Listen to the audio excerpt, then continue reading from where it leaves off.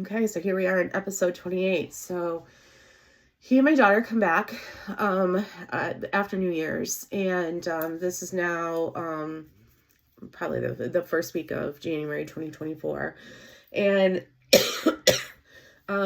he's acting weird, especially because we had not been seeing each other a lot with truck driving, so we weren't, being able to be intimate as a couple because he wasn't around as much. And so typically when he would come back from Jamaica, we hadn't seen each other, so we'd be intimate. So I knew he had to go back to to drive, but I thought at least he would spend the night and we could have some time together after my daughter went to bed. So I put her to bed, and he was putting her to bed, and he just left.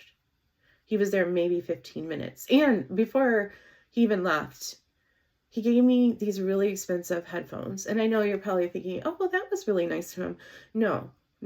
This was a man who I probably could count on one hand how many Christmas presents of expense that he had ever gotten me. Any presents were, what do you want? And me telling him, which I hope to never find a fool like that again, because you either know your person well enough or something. I mean, I got to the point where I would just even be like, can you just plan a date? Can we just go on a date? That would be a great present. Even that wouldn't happen. But he gave me in January 2024, these expensive headphones. Like, in grand scheme, they weren't extremely expensive, but I specifically said, I don't want a real expensive pair because I want to keep these at my office so I don't forget to bring a pair. So I have one at home, and then I have for working out, and then I have these.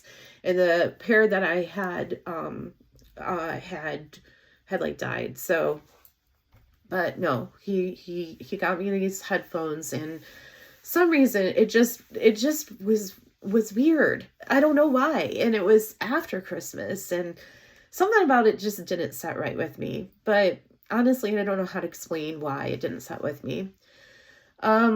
So he heads out, says, I got a truck run to do. So he heads back to South Carolina, and I'm like, okay. And at this point, I'm thinking to myself, when was the last time we were really together? And I couldn't really think of it, but I was like, whatever, I'll see him again. So January, he hardly is communicating. Actually, for the next few months, January, February, March, he barely is communicating with me. Really no communication with our daughter. If there was communication, it was me telling her to call him or saying, hey, you need to talk to your daughter. It was me mitigating all of that, and not her wanting to or saying I want to talk to daddy. It was me. And I just was like, at this point, I had it. I had always in a relationship been the one to go a few days, we're upset with each other about something, go a few days of not talking, and then being like, okay, we need to sit down and figure this out. And at this point, I'm like, good God, we have been married for how long? I am now divorced from you to benefit the stupid thing you got yourself into. And here I am having to now mitigate the reason why you're not talking or communicating with me. I just had it. And so, I had always been the one to ask what was wrong and try to fix it. And I was just not interested in doing it this time. He came home about 2 times during those 3 months. One time was to install new toilets, and he still had to run quickly. The other time was to go back to court for that ticket. Again, neither time were we intimate. And I'd ask him again, what's wrong? Nothing's wrong. It was always, nothing's wrong. You did nothing wrong. Nothing's wrong. So yeah, that was pretty much what January through most of March of 2024 was like.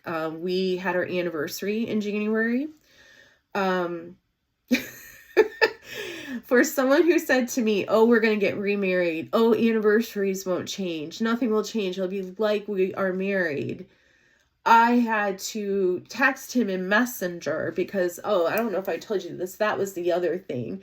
When he was doing that, working with these other people and this stuff that he owed money to this other person, I couldn't text him. I had to send him messages through Messenger app. I couldn't use normal text messages because he wouldn't have his phone, his normal phone on him. Yeah. So, I remember texting or messaging him on Facebook or Book Messenger and be like, do you even know what today is? And he's like, oh yeah, happy anniversary. That was it. And I think right then, knowing but really not knowing, I knew things were done. I don't think I wanted to come to that realization, but yeah, things were done with us.